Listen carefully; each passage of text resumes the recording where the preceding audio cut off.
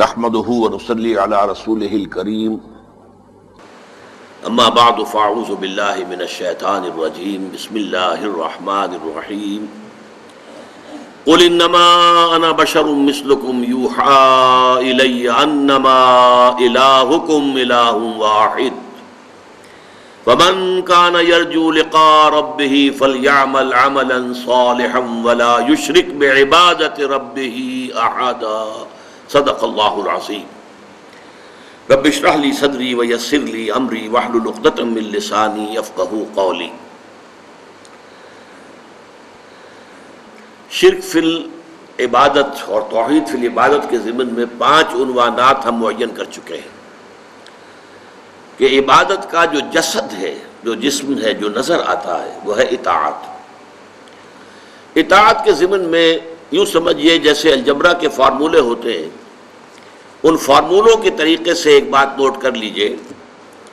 حضور نے فرمایا صلی اللہ علیہ وسلم لا طاعت لمخلوق فی معصیت الخالق، مخلوق میں سے کسی کی اطاعت نہیں کی جائے گی جس سے خالق کی معصیت لازم آتی ہے۔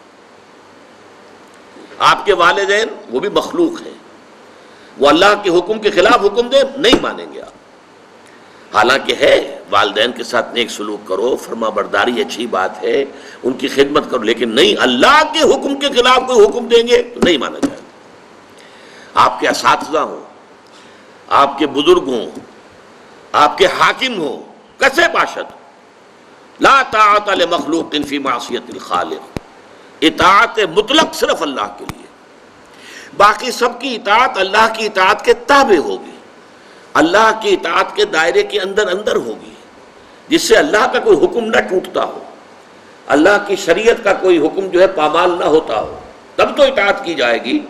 ورنہ اگر کسی کے بھی کسی حکم سے، وہ حاکم ہو، وہ آپ کے استاذ ہوں، وہ آپ کے والدین ہوں، بڑے ہوں، بزرگ ہوں، خاندان کے لوگ ہوں، کوئی ہو، اگر آپ نے ان کی بات مان لی، ایسی بات کہ جس سے اللہ تعالیٰ کے کسی حکم کی نفی ہو گئی، اللہ تعالیٰ کے کسی حکم کی جو ہے اس کے اندر نفی ہو گئی، تو پھر یہ شرک ہو جائے گا، شرک فی الاطاعت۔ ہاں اللہ تعالیٰ کی اطاعت کے دائرے کے اندر اطاعت کر دو گے کوئی حرج نہیں۔ اس فارمولے کو اب اپلائی کیجئے۔ میں اب یہاں آج جو گفتگو کر رہا ہوں بڑے سائنٹیفک اور یوں سمجھیے کہ میتھمیٹیکل انداز میں ایک انفرادی سطح پر اپلائی کروں گا اور ایک پھر یہ اجتماعی سطح پر، اس سے آپ کو اندازہ ہوگا کہ یہ کس شکل کے اندر یہ شرک جو ہے ظاہر ہوتا ہے۔ دیکھیے آپ کا نفس آپ کو ایک حکم دیتا ہے، اس کے اندر سے ایک طلب ابھرتی ہے، ایک خواہش ابھرتی ہے، آپ کو معلوم ہے کہ یہ خواہش حرام ہے۔ اب آپ نے اللہ کے حکم کو پس پش ڈالا اور اپنے نفس کی خواہش پوری کی، یہ مخلوق کی اطاعت ہو گئی اللہ کی معصیت میں، یہ شرک ہے۔ غور کر لیجئے، ایک حکم آپ کے نفس کا ہے، بہت خوبصورت انداز میں کہا ہے مولانا روم نے، نفس ما ہم کم ترس فرعون نیست لیکن ایراعون نیست، میرا نفس جو ہے وہ فرعون سے کم نہیں ہے۔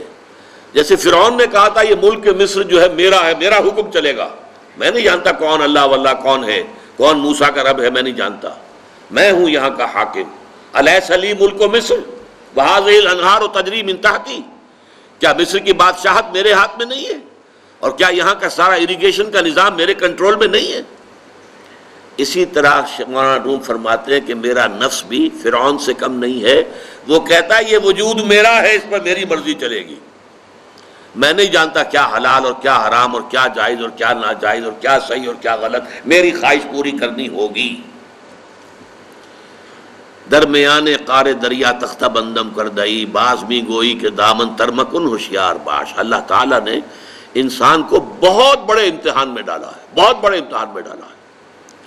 وہ امتحان ہے جس کے بارے میں سورہ احزاب کے آخر میں کہا گیا کہ اِنَّا عَرَضْنَا الْأَمَانَةَ عَلَى السَّمَاوَاتِ وَالْأَرْضِ وَالْجِبَالِ فَأَبَيْنَ مِنْهَا وَأَشْفَقْنَ مِنْهَا وَحَمَلَهُ الْإِنسَانُ، انسان نے یہ مقام جو ہے خلافت کا اور اللہ تعالیٰ کی طرف سے ادا کردہ جو یہ اختیار دیا گیا اللہ کی طرف سے ودیعت شدہ، یہ سارا انسان نے سنبھالا ہے، اس لہذا اس کی اب آزمائش بڑی کڑی ہے۔ نفس کے حکم کی پیروی جس سے کہ اللہ کے حکم کی مخالفت ہو جائے، یہ شرک ہے۔ اب دیکھیے میں قرآن سے آپ کو اس کے لیے ثبوت دیتا ہوں۔ اہم مضامین قرآن میں دو جگہ ضرور آتے ہیں۔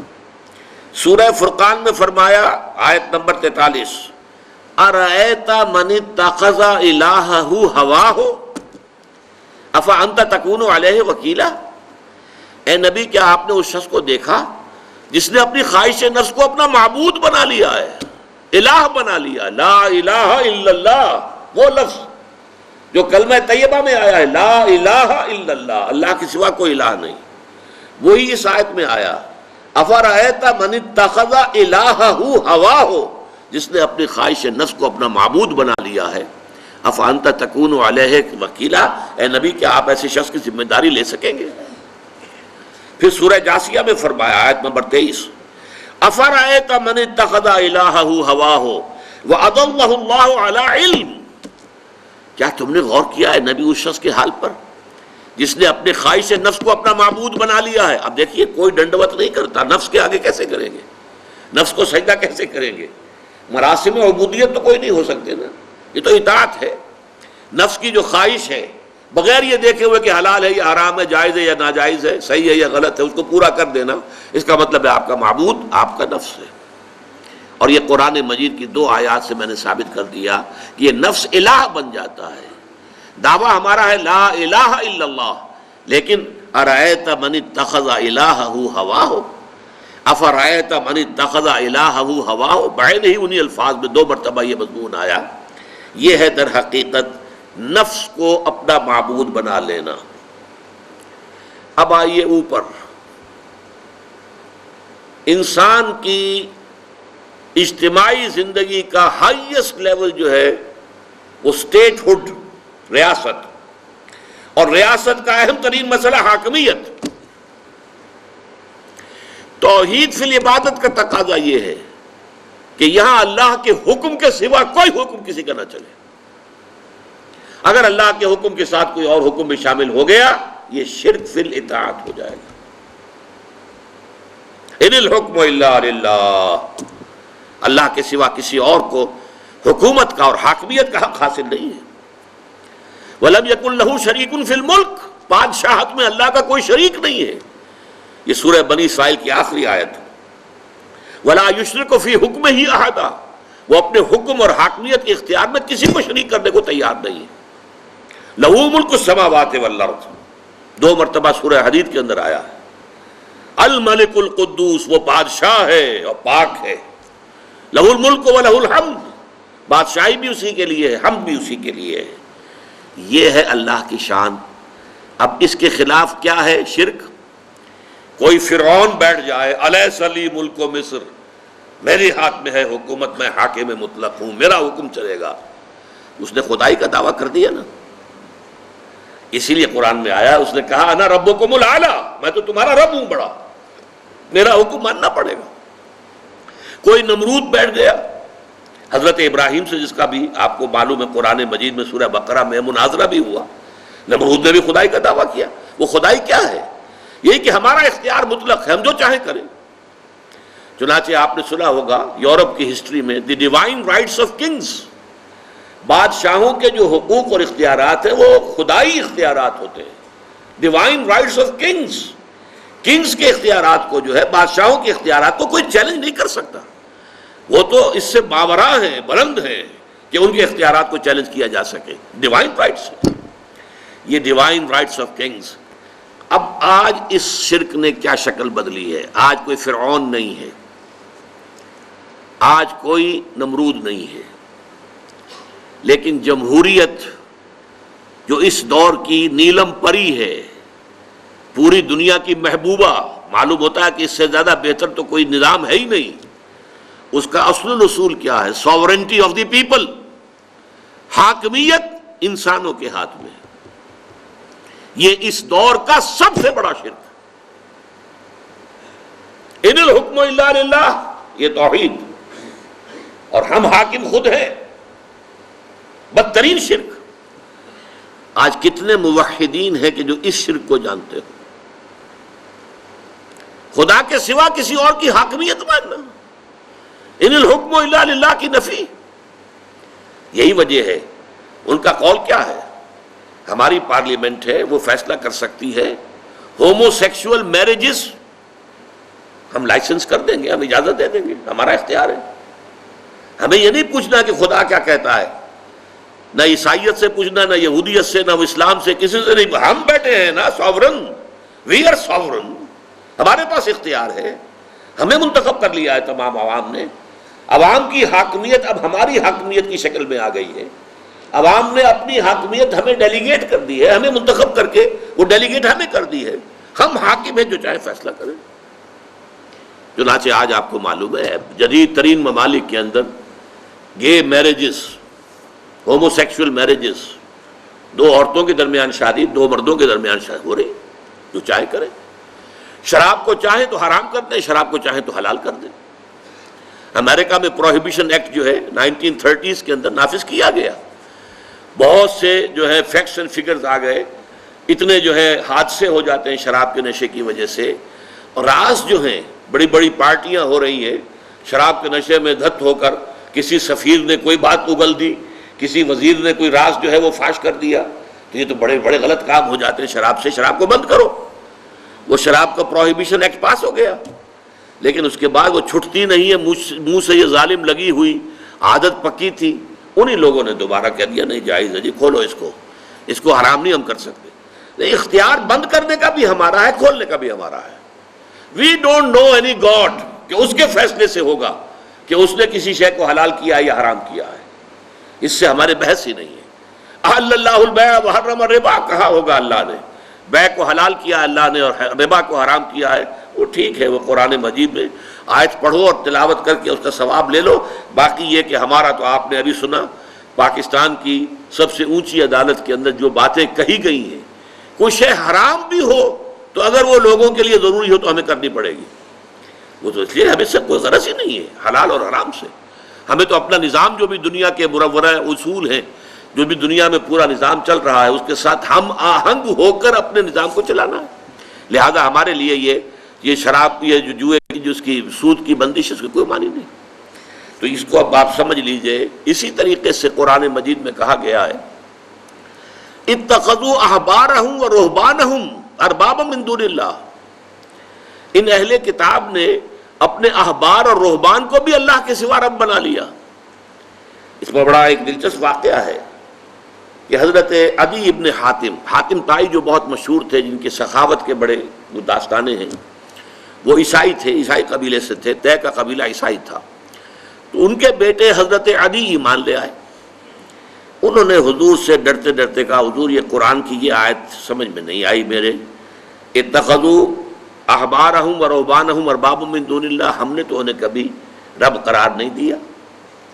حضور نے فرمایا کہ ایسا نہیں ہے، جسے وہ کہہ دیں کہ حلال ہے تم حلال سمجھ لیتے ہو، جسے وہ کہہ دیں حرام ہے حرام سمجھ لیتے ہو. کہ جی ہاں ایسا تو ہے. یہ تو تم در حقیقت یہ رب تو بنا لیا تم نے انہیں. حلال اور حرام کا فیصلہ اللہ کرے گا، کسی اور کو فیصلہ کرنے کا اختیار حاصل نہیں ہے، یہ فیصلہ اللہ کرتا ہے. اب آپ کو معلوم ہے پوپ کے پاس دنیا میں عیسائی جو ہے سب سے زیادہ بڑی تعداد جو ہے عیسائیوں کی ہے، اور عیسائیوں میں میکسیمم نمبر جو ہے کیتھولکس کا ہے. اور کیتھولک عیسائیوں کے نزدیک پوپ جو ہے معصوم ہوتا ہے، انوسنٹ. پوپ سے خطا نہیں ہو سکتی. جیسے کہ آپ کو معلوم ہے کہ اسماعیلیوں کا امام جو ہوتا ہے، اب اس وقت جو کریم آغا خان وہ امام ہے ان کا، وہ معصوم ہوتا ہے، اس سے خطا ہو ہی نہیں سکتی. جیسے نبی معصوم ہوتے تھے ایسے پوپ بھی معصوم ہے، اور جو ان کا امام ہے جو اسماعیلیوں کا وہ بھی معصوم ہے. لہذا پوپ جو حکم دے گا بس وہی شریعت کا حکم ہے. یہاں گویا کہ پوپ کو خدا بنا لیا گیا. جہاں اصول ہے، جیسا کہ میں نے کہا کہ آپ الجبر کا فارمولہ لا طاعت لمخلوق فی معصیت الخالق، مخلوق میں سے کسی کی اطاعت نہیں کی جائے گی جس میں کہ خالق کی معصیت لازم آ رہی ہے. جہاں خالق کی معصیت لازم نہیں آ رہی، مانو والدین کا کہنا مانو، اساتذہ کا مانو، بڑوں کا مانو، حاکموں کا مانو، سب کا مانو. آپ کا کوئی شیخ قبیلہ ہے اس کا کہنا مانو، بڑے بھائی کا مانو، لیکن اللہ کے حکم کے دائرے کے اندر. کہیں بھی اگر اس سے سرے منہ جو ہے تجاوز ہو گیا تو پھر آپ کے دو معبود ہو گئے کہ کچھ چیزوں میں آپ نے اللہ کو مطاع مطلق مانا ہے اور کسی معاملے میں آپ نے کسی اور کو مطاع مطلق مان لیا ہے. یہ شرک فی الاطاعت ہے جو گویا کہ شرک فی العبادت کا جز ہے. اب آئیے دوسری چیز، عبادت کا جوہر، عبادت کی جان، عبادت کی روح محبت. توحید فی المحبت کیا ہے؟ اللہ سے محبت تمام محبتوں سے بالاتر ہو جائے. کوئی محبت اللہ کی محبت سے اوپر تو نہیں، برابر بھی نہ ہو. برابر ہونا شرک ہے، اوپر ہونا تو سمجھیے کہ اور پتہ نہیں شرک کے علاوہ بھی کوئی اصطلاح ہمیں ایجاد کرنی پڑ جائے گی.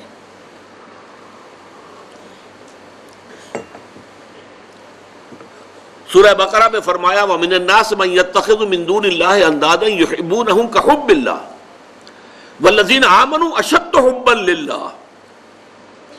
لوگوں میں سے کچھ ایسے بھی ہیں جو اللہ کے سوا کچھ ہستیوں کو محبوب بنا لیتے ہیں، اللہ کا مد مقابل بنا کر ان سے وہ محبت کرنے لگتے ہیں جو اللہ سے کرنی چاہیے تھی. وَالَّذِينَ آمَنُوا أَشَدُّ حُبًّا لِلَّهِ، اور جو واقعتاً اہل ایمان ہیں وہ شدید ترین محبت کرتے ہیں اللہ کے ساتھ. تو قرآن یہ نہیں کہتا کہ آپ والدین سے محبت نہ کریں، کرو، لیکن والدین کی محبت اللہ کی محبت کے برابر نہ ہو جائے، اس سے بڑھ نہ جائے. اولاد سے محبت کرو، اولاد کی محبت اللہ کی محبت سے بڑھ نہ جائے. دیکھیے یہ محبتوں کا امتحان ابراہیم سے اللہ نے کیسے کیسے لیا تھا. وَإِذِ ابْتَلَىٰ إِبْرَاهِيمَ رَبُّهُ بِكَلِمَاتٍ فَأَتَمَّهُنَّ قَالَ إِنِّي جَاعِلُكَ لِلنَّاسِ إِمَامًا. کیسے کیسے امتحانوں میں سے پاس ہونے کے بعد پھر وہ مرحلہ آیا کہ اللہ نے فرمایا ابراہیم میں تمہیں تمام نوع انسانی کا امام بناتا ہوں.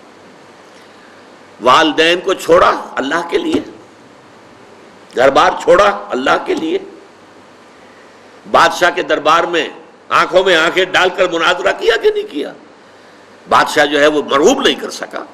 فَبُہِتَ الَّذِي كَفَرَ، بلکہ جو مناظرہ ہوا ہے تو بادشاہ جو تھا نمرود وہ مبہوت ہو کر رہ گیا. اپنی جان کو اللہ سے، اللہ کی محبت سے زیادہ نہیں سمجھا. آگ میں کود گئے کہ نہیں، بے خطر کود پڑا آتش نمرود میں عشق. عقل ہے محو تماشائے لبے بام ابھی. پھر اپنے ملک کی محبت پر اللہ کی محبت کو ترجیح دی، ملک چھوڑ دیا، ہجرت کی. آخری امتحان جو لیا ہے، آخری امتحان جس سے کڑا امتحان ہو نہیں سکتا. 100 برس کی عمر میں وہ 13 برس کا بیٹا جو دعائیں مانگ مانگ کر اللہ سے لیا تھا، اکلوتا بیٹا، حکم آیا ذبح کر دو اسے. یہ ہے سب سے بڑا امتحان. 100 برس کا بوڑھا انسان اور بڑی دعائیں مانگ مانگ کر بیٹا لیا. 87 برس کی عمر میں حضرت اسماعیل کی ولادت ہوئی ہے. اب 13 برس کے ہو گئے ہیں. فلما بلغ معه السعی، جب بھاگ دوڑ کے قابل ہو گئے. 13 برس کا جوان بچہ جو ہے باپ کا دست و بازو بن جاتا ہے، بھاگ دوڑ. اس لیے آتا ہے نا کہ ابراہیم اور اسماعیل دونوں تھے جو بیت اللہ کی تعمیر کر رہے تھے. وَإِذْ يَرْفَعُ إِبْرَاهِيمُ الْقَوَاعِدَ مِنَ الْبَيْتِ وَإِسْمَاعِيلُ، اس اسماعیل کے بارے میں انی ارا فی المنام انی اذبحک فانظر ماذا تری. اے میرے بچے میں دیکھ رہا ہوں خواب میں، بار بار یہ خواب آ رہا ہے کہ میں تمہیں ذبح کر رہا ہوں. اور اس کے لیے چھری پھیر دی. یہ تو اللہ تعالیٰ نے جو ہے قد صدقت الرؤیا انا کذالک نجزی المحسنین، اللہ تعالیٰ نے کہا بس بس، امتحان ہمیں لینا تھا، وہ امتحان پورا ہو گیا. یہ ہے محبت، توحید فی المحبت. اللہ کی محبت تمام محبتوں سے غالب. اور اگر کوئی ایک محبت بھی آ کر آپ کے دل کے سنگھاسن پر اللہ کی محبت کے ساتھ براجمان ہو گئی، بات ساتھ کہہ رہا ہوں، اوپر نہیں، ساتھ بیٹھ گئی آپ کے دل کے تخت پر، تو یہی شرک فی المحبت ہے. اب دیکھیے یہ تو میں نے انڈیویجول لیول پر آپ سے بات کی. اب آئیے اجتماعی سطح پر، بلکہ اسی ضمن میں ایک آیت اور سن لیجئے. اللہ کی محبت کے ساتھ جڑی ہوئی محبت ہے اللہ کے رسول کی محبت، اور پھر تیسری محبت ہے اللہ کی راہ میں جہاد کی محبت. اب توحید فی المحبت کے لیے سورہ توبہ کی آیت نمبر 24 جو ہے وہ لرزا دینے والی بھی ہے اور بہت جامع بھی ہے. قل ان کان آباؤکم وابناؤکم واخوانکم وازواجکم وعشیرتکم واموال اقترفتموها وتجارۃ تخشون کسادها ومساکن ترضونها احب الیکم من اللہ ورسولہ وجہاد فی سبیلہ فتربصوا حتی یاتی اللہ بامرہ واللہ لا یہدی القوم الفاسقین. اے نبی ان سے کہہ دیجئے لوگوں دیکھو، اگر تمہیں اپنے باپ، اپنے بیٹے، اپنے بھائی، اپنی زوج، مرد کے لیے بیوی، بیوی کے لیے شوہر زوج ہے، اور اپنے رشتہ دار اور وہ مال جو تم نے بڑی محنت سے کما کر جمع کیے ہیں، اور وہ کاروبار جن کی کساد بازاری کا تمہیں ڈر رہتا ہے، اور وہ محل، وہ حویلیاں، وہ مکانات جو تم نے بنائے ہیں تمہیں بہت محبوب ہیں، اگر ان 8 چیزوں کی محبت زیادہ ہو گئی تمہارے دل میں، اللہ کی محبت سے، اس کے رسول کی محبت سے، اور اس کی راہ میں جہاد کی محبت سے، تو جاؤ دفع ہو جاؤ، انتظار کرو یہاں تک کہ اللہ اپنا فیصلہ سنا دے. اور اللہ ایسے ناہنجاروں کو ہدایت نہیں دیتا. 8 محبتیں ایک پلڑے میں ڈال لیجئے: باپ کی محبت، بیٹے کی محبت، بھائی کی محبت، بیوی کی محبت، رشتہ داروں کی محبت. 5 مال کی 3 شکلیں: جائیداد، کاروبار اور کوئی نقد. 3 یہ شکلیں، 3 × 5 8. اور 3 محبتیں دوسرے پلڑے میں ڈالی: اللہ کی محبت، رسول کی محبت اور جہاد کی محبت. اب اگر یہ پلڑا بھاری ہے 8 والا تو جاؤ دفع ہو جاؤ. تمہارا اللہ سے کیا سروکار؟ اللہ ایسے ناہنجاروں کو ہدایت نہیں دیتا. سب سے پہلے یہ طے کر لو کہ ان 3 محبتوں کا پلڑا نیچے ہونا چاہیے، بھاری ہونا چاہیے ان 8 کے مقابلے میں. یہ ہے توحید فی المحبت اور یہ ہے شرک فی المحبت. لیکن اب اس کو لائیے ذرا اونچے سطح پر. وہ جو میں نے کہا انسانی معاشرہ، ریاست، اس ریاست کے لیے، معاشرے کے لیے بھی کوئی ایسی شے موجود ہونی چاہیے کہ جو اس میں رہنے والے یا اس میں شامل سب لوگوں کی محبوب شے بن جائے. یہ کامن محبت انہیں جوڑے گی، ان کے اندر اتحاد پیدا کرے گی. مثلا وطن کی محبت، وطن کی جے جے ہند، وطن کی عظمت کے گن گاؤ. قوم کی محبت، وطن پرستی، قوم پرستی، کوئی نظریہ پرستی. یہ بہت سی پرستشیں ہیں جن سے کہ لوگ پھر جڑے رہتے ہیں. نسل پرستی، لسان پرستی، زبان پرستی. یا آج کل جو آپ کو کہتے ہیں کہ یہ لسانی عصبیتیں اور یہ نسلی عصبیتیں، یہ بلوچ نیشنلزم، یہ پختون نیشنلزم، یہ سرائکی نیشنلزم، یہ ایک اردو والا نیشنلزم، 5ویں قومیت نکلی تھی ہمارے ہاں. یہ سب کچھ کیا ہے؟ یہ جمعیت کے لیے، لوگوں کو جوڑنے کے لیے، شیرازہ بندی کے لیے، انہیں متحد رکھنے کے لیے کوئی نہ کوئی شے محبوب ہو جانی چاہیے. اس اعتبار سے اس دور کا سب سے بڑا شرک وطن پرستی ہے. لیکن پھر دیکھیے، میں بات آپ سے عرض کر رہا ہوں، علماء کرام اس کو نہیں پہچان پائے. اس کو پہچانا ہے تو علامہ اقبال نے پہچانا ہے. اس دور میں اور ہے، جام اور ہے، جم اور، ساقی نے بنا کی روش لطف و ستم اور، تہذیب کے آذر نے ترشوائے صنم اور، مسلم نے بھی تعمیر کیا اپنا حرم اور، ان تازہ خداؤں میں بڑا سب سے وطن ہے، جو پیرہن اس کا ہے وہ مذہب کا کفن ہے. نظارہ دیری نہ زمانے کو دکھا دے، اے مصطفی خاک میں اس بت کو ملا دے. یہ وطن پرستی شرک، اس دور کا سب سے بڑا شرک. نیشنلزم جو ہے وہ لوگوں کو جمع کرنے والی شے ہے. ہماری قوم، ریشیل نیشنلزم بھی ہوتا ہے، نسلی قومیت. اور آج کل نیشنلزم جو ہے وہ علاقائی ہوتا ہے، ٹیریٹوریل نیشنلزم. ایک ملک میں رہنے والے جو ہے وہ سب ایک قوم ہے اور اپنے ملک سے محبت سب سے اوپر کر دیں. یہ ہے در حقیقت علامہ اقبال نے جس کو کہا کہ وطن ایک تو ہے وطن سے محبت ہونا، وہ ٹھیک ہے، حب الوطن من الایمان حدیث ہے. گفتار نبوت میں وطن اور ہی کچھ ہے، اور گفتار سیاست میں وطن اور ہی کچھ ہے۔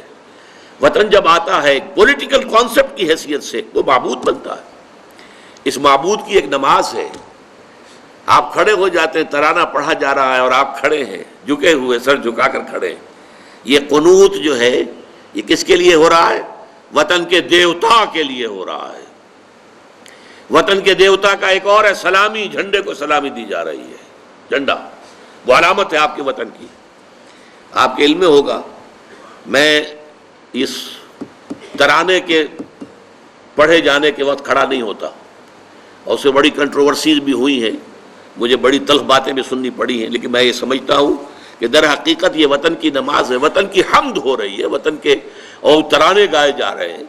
در حقیقت یہ اجتماعی سطح پر پولیٹیکل سائنس کے اعتبار سے آج وطن جو ہے وہ جو ہے ایک معبود کی شکل اختیار کر گیا ہے۔ اب آئیے مراسم عبادت، یہ قنوت بھی اللہ کے لیے ہے، جھک کر کھڑے ہونا، اسے قنوت کہتے ہیں۔ قانتین، قانتون، پھر رکوع اللہ کے لیے، سجدہ انتہا ہے، اس لیے کہ اس میں تو انسان جو ہے اپنے جسم میں جو اعلیٰ ترین حصہ ہے یہ پیشانی، یہ جب زمین پر ٹیک دیتا ہے اپنے پروردگار کے حضور میں، تو گویا کہ اپنی انانیت کی نفی مطلق ہو گئی۔ ہمارے اور رب کے درمیان حائل جو ہے ہماری انا، میں، میری مرضی، میری پسند، میری خواہش، میرا فکر، میرا خیال، میری رائے، یہ میں ہے سب سے بڑی وجہ کہ جو پیدا کرتی ہے رکاوٹ۔ اس میں کو آپ جو ہے اللہ کے حضور میں، حدیث میں آتا ہے جب سجدہ کرو تو یوں محسوس کرو جیسے کہ تم نے اپنی پیشانی اپنے رب کے قدموں میں رکھ دی ہے۔ یہ کیفیت سجدہ جو ہے یہ اس کا عروج ہے۔ اس لیے حضور نے فرمایا اقرب ما یکون العبد الی اللہ فی السجود، بندہ قریب ترین جو ہوتا ہے اپنے رب سے وہ سجدے کی حالت میں ہوتا ہے۔ اس کی نفسانیت اور اس کی انانیت کی نفی مطلق ہو گئی، اب درمیان میں کوئی شے حائل نہیں ہے، تو قریب ترین ہو گیا۔ یہ سجدہ جو ہے یہ سابقہ شریعتوں میں سجدہ تعظیمی کی حیثیت سے جائز تھا۔ حضرت یوسف علیہ السلام کو ان کے والدین نے اور 11 بھائیوں نے سجدہ کیا، قرآن مجید سے ثابت ہے، اور سجدہ تعظیمی کہلاتا تھا یہ۔ لیکن شریعت محمدی میں آ کر توحید کی جو تکمیل ہوئی ہے اس کا ایک مظہر یہ ہے کہ سجدہ کسی کے لیے نہیں ہے سوائے اللہ کے۔ مغل دربار میں سجدہ تعظیمی رائج تھا، بادشاہوں کی شان، وہ تو بادشاہت میں جو کچھ ہوتا ہے سب مغلوں کے ہاں تھا۔ سجدہ تعظیمی اور فتوے دے رکھے تھے علماء نے کہ جائز ہے۔ شیخ احمد سرہندی کھڑے ہو گئے کہ نہیں حرام ہے، ان کی پیشی ہو گئی، عدالت بادشاہ کے دربار میں حاضری ہو رہی ہے، لوگوں نے کہہ دیا کہ وہ جھکے گا نہیں، لہذا ایسا کرو کہ ایک دیوار سی بناؤ، اس میں کھڑکی بناؤ، تو بادشاہ کی طرف جاتے ہوئے اسے اس کھڑکی میں سے گزرنا پڑے گا تو سر جھکا کے گزرے گا۔ حضرت مجدد الفسانی جب وہاں سے گزرے تو پہلے اپنی ٹانگیں نکالی پھر سر نکالا۔ گردن نہ جھکی جس کی جہانگیر کے آگے، جس کے نفس گرم سے ہے گرمی حرار، حاضر ہوا میں شیخ مجدد کی لحد پر، وہ خاک کے ہے زیر فلک مطلع انوار، وہ ہند میں سرمایہ ملت کا نگہباں، اللہ نے بر وقت کیا جس کو خبردار۔ گردن نہ جھکی جس کی جہانگیر کے آگے، جس کے نفس گرم سے ہے گرمی حرار۔ یہ ایک بہت بڑا مجاہدہ تھا جو حضرت مجدد الفسانی رحمۃ اللہ علیہ نے کیا، اور جہانگیر گویا کہ ایک طرح سے اس کی توہین ہو گئی، پھر جیل میں ڈال دیے گئے، جیل ہی برداشت کی۔ سجدہ اللہ کے سوا کسی کو نہیں ہے، بلکہ رکوع بھی نہیں ہے، اور اب تو یہ کہ جھکنے سے بھی ہمیں روک دیا گیا ہے، اگرچہ ایک تھوڑا سا تو ہوتا ہے، کوئی آپ کے بزرگ آئے ہیں تو ان سے ملتے ہوئے خود بخود انوالنٹریلی، آپ کا ارادہ نہیں ہوتا تب بھی کچھ تھوڑا سا انسان جھکتا ہے، بس اس کو معاف کیا جا سکتا ہے۔ باقی یہ کہ انسانوں کے لیے کسی کے لیے اب کجا یہ کہ جو قبروں کو سجدے کیے جا رہے ہو تو یہ تو اب کہاں سے کہاں بات پہنچ گئی۔ میں تو چاہ رہا ہوں کہ پازیٹیولی آپ کو یہ فارمولے جو ہے وہ بتا دوں، اس کے بعد اس کی اپلیکیشن خود کیجئے۔ میں کسی خاص مسلک کی بات جو ہے اور ان کی باتوں کو ٹارگٹ بنانا نہیں چاہتا، پازیٹیولی بات سامنے سمجھ میں آ جائے۔ توحید فی الاطاعت یہ ہے، شرک فی الاطاعت یہ ہے، چاہے وہ نفس پرستی کی اطاعت ہو اور چاہے وہ عوامی حاکمیت کے تصور کی اطاعت ہو، وہ بھی شرک ہے، یہ بھی شرک ہے۔ توحید فی المحبت یہ ہے اور شرک فی المحبت یہ ہے۔ محبت کسی کی بھی ہو، اگر وہ اللہ کی محبت کے برابر ہو گئی یا اس سے اوپر ہو گئی، یہ شرک ہو جائے گا۔ ہاں محبتیں ہوں، تابع ہوں، نیچے رہیں۔ سجدہ، مراسم عبودیت اللہ کے سوا کسی کے لیے نہیں۔ اب آئیے دعا۔ الدعاء مخ العبادہ، الدعاء هو العبادہ۔ دعا جو ہے وہ عبادت کا جوہر ہے، عبادت کی روح ہے، بلکہ یہ کہ اصل عبادت جو ہے وہ دعا ہی ہے۔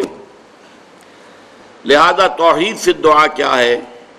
لا تدعو مع اللہ احدا، اللہ کے ساتھ کسی اور کو مت پکارو۔ یہ سورہ جن کی آیت ہے۔ یعنی یہ ہے کہ ایک تو یہ کہ آپ اللہ کو پکار ہی نہیں رہے، پکار ہی رہے اپنے دیویوں کو، دیوتاؤں کو، اپنے لات کو، عزا کو، منات کو، حبل کو، وہ تو اور دور کی بات ہو گئی۔ ایک ہے شرک فی الدعا، اللہ کو بھی پکار رہے ہیں اور کسی اور کو بھی پکار رہے ہیں۔ اب وہ کوئی اولیاء اللہ بھی ہو سکتے ہیں، کوئی ملائکہ ہو سکتے ہیں، کوئی انبیاء کی ارواح ہو سکتی ہیں، کسی کو پکارنا کسی کا بھی ہوگا۔ دعا لا تدعو مع اللہ احدا۔ اور یہ در حقیقت ہم جب ہر رکعت جو ہے نماز کی ایاک نعبد و ایاک نستعین، پروردگار ہم صرف تیری ہی بندگی کرتے ہیں اور کرتے رہیں گے، اور صرف تجھ ہی سے مدد مانگتے ہیں اور مانگتے رہیں گے، یہ ہمارا قول و قرار ہے، یہ ہمارا عہد ہے اللہ کے ساتھ۔ اس کے خلاف نہ ہو، کسی کو پکارنے کی اجازت نہیں ہے۔ یہاں ایک باریک نکتہ سمجھ لیجئے۔ ایک ہے کسی کو پکارنا، کسی سے مدد چاہنا، کسی سے کسی کام کے اندر جو ہے کوئی امداد کی خواہش کرنا، جو کہ ہو دنیاوی جو معمولات ہیں، جو عام ہمارے قواعد ہیں، ظاہری مادی اسباب و وسائل کے درجے میں، وہ شرک نہیں ہے۔ میں کسی سے کہتا ہوں مجھے ذرا پانی پلا دو، یہ بھی ایک دعا ہے، استمداد ہے، مدد آپ نے مانگی ہے، اس سے اپنی ایک ضرورت پوری کرنے کے لیے کہا ہے۔ لیکن کیا ہے یہ کہ گھڑا ہے، وہاں رکھا ہوا ہے، وہاں پانی ہے، اس میں سے پانی لائے گا وہ دے دو۔ جو ظاہری قوانین طبیعہ جو ہیں، ان کے دائرے کے اندر کوئی دعا، کوئی استمداد، کوئی استعانت، کوئی استغاثہ، اس میں کوئی حرج نہیں۔ غیبی اعتبار سے کسی کے ساتھ بھی کوئی دعا کی جائے گی اللہ کے سوا، وہ شرک ہے۔ وہ استدعا ہو، استغاثہ ہو، استعانت ہو، استمداد ہو، استنصار ہو، کچھ بھی ہو، غیبی طور پر دنیا کے معروف طریقوں میں اور جو ہمارے طبعی قوانین ہیں ان کے دائروں کے اندر مدد مانگنا، اس میں قطعاً کوئی شرک نہیں، یہ توحید ہے۔ البتہ اس میں بھی ایک باریک نکتہ ہے۔ ایک بزرگ تھے جو فوت ہو گئے، انہوں نے یہ بات مجھے جس طرح سمجھائی تھی وہ آج بھی میں ان کا مشکور ہوں کہ دنیا میں عام قاعدے قانون کے تحت بھی کسی سے کچھ کہنا کہ بھائی میرا یہ کام آپ کر دیجئے، آپ کر سکتے ہیں، ایک دفعہ کہنا جائز ہے، دوسری مرتبہ یاد دلا دینا کہ شاید بھول گئے، وہ بھی جائز ہے، تیسری مرتبہ کہنا شرک ہو جائے گا۔ اور اس میں الہا و زاری کرنا اور خوشامدیں کرنا اور گڑ گڑانا، یہ تو شرک ہے۔ تم نے یہ سمجھا ہے کہ تمہارا کام یہی کر سکتا ہے، کام کرنے والا تو اللہ ہے۔ لا فاعل فی الحقیقت ولا مؤثر الا اللہ، حضور نے فرمایا کہ اگر تمہیں جوتا باندھنے کا تسبہ درکار ہو تب بھی اللہ سے مانگو، کسی کے سامنے سوال کا جو ہاتھ جو ہے وہ دراز نہ کرو۔ اللہ نے تمہیں ایک عزت نفس دی ہے، اس عزت نفس کو دہلا نہ بناؤ، کسی کے سامنے جو ہے اپنا ہاتھ پھیلا دینا، اپنی عزت نفس جو ہے اس کو ختم کر دینا ہے، مت مانگو کسی سے کچھ۔ لیکن یہ کہ ٹھیک ہے دنیا میں کام چلتا ہے۔ حضور کا شکی شان تو یہ تھی کہ اگر آپ سواری پر ہوتے تھے اور آپ کی چھڑی گر گئی تو سواری کو بٹھا کے اس سے اتر کر چھڑی خود اٹھاتے تھے، آپ کسی اپنے ساتھی سے یہ نہیں کہتے تھے کہ میری چھڑی پکڑا دو مجھے۔ آپ کی تو غیرت کا عالم جو ہے وہ بہت بلند تھا، بہت بلند تھا، بہت بلند تھا۔ لیکن دنیاوی عام طریقے سے یہ کہ ٹھیک ہے بھئی آپ ایک کام ہے آپ کر سکتے ہیں، یہ کر دیجئے۔ اس نے کہہ دیا ٹھیک ہے میں کروں گا، پھر بھول گیا یا کچھ اور ہوا دوسری مرتبہ یاد دہانی کرا دی۔ تیسری مرتبہ جو ہے انہوں نے کہا کہ پھر اس میں شرک کی بو آنے لگتی ہے کہ معلوم ہوتا ہے کہ آپ نے سمجھا ہے کہ اسی کو اختیار حاصل ہے، یہی مقتدر ہے، اسی کو آپ کا کام کرنے کا جو ہے وہ پوری قوت اور قدرت حاصل ہے، اور یہ چیز جو ہے یہ شرک کی بو اس میں سے آنی شروع ہو جاتی ہے۔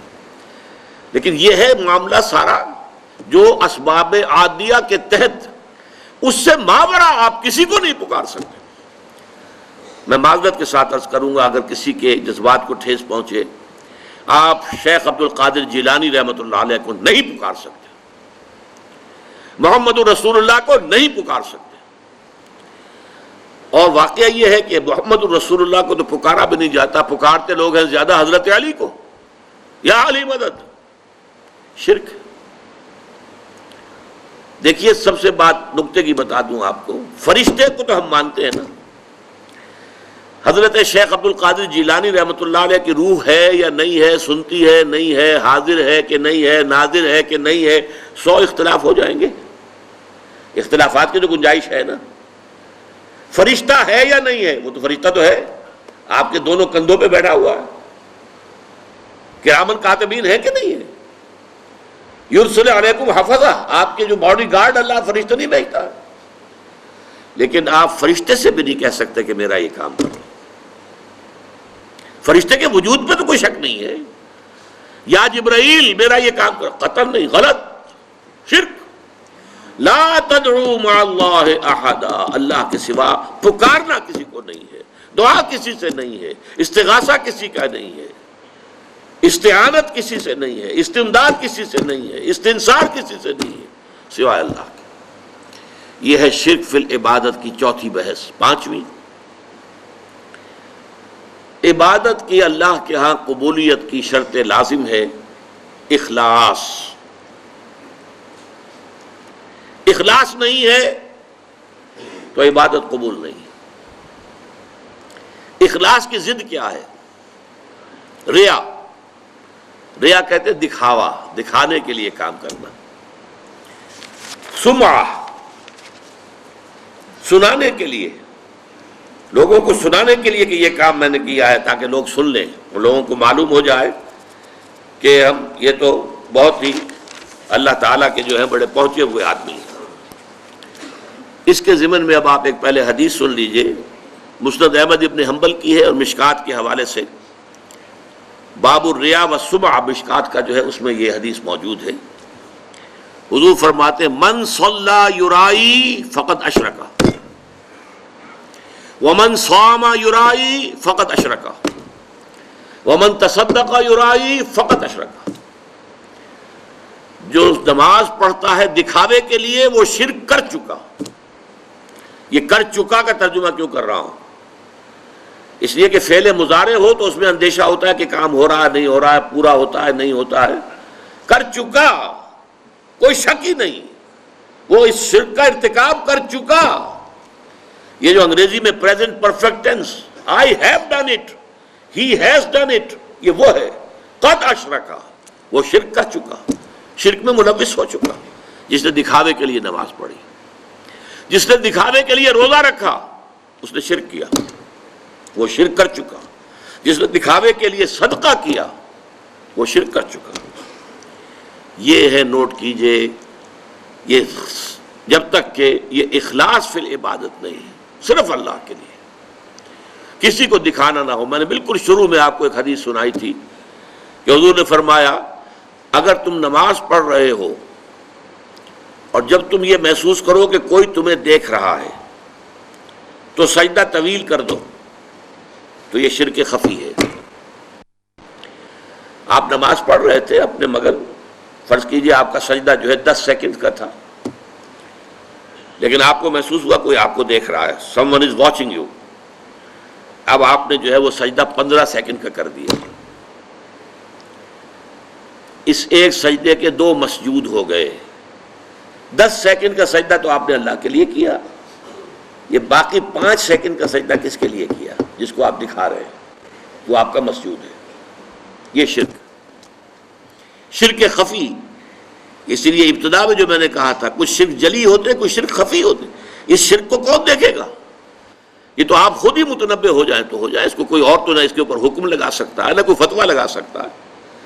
اور وہ حدیث بھی یاد کیجئے جو میں سنا چکا ہوں شروع میں آپ کو، کہ یہ جو شرک ہے خفی، شرک خفی کا پہچاننا اتنا مشکل ہے جتنا کسی انتہائی تاریک رات میں سیاہ پتھر پر سیاہ چیونٹی کو چلتے ہوئے دیکھنا مشکل ہے، اتنا ہی یہ شرک خفی کا پہچاننا مشکل ہے۔ رات تاریک اندھیری رات، اور اس میں سیاہ پتھر کے اوپر سیاہ جو ہے چیونٹی چل رہی ہے، اس کا دیکھنا کتنا مشکل ہوگا۔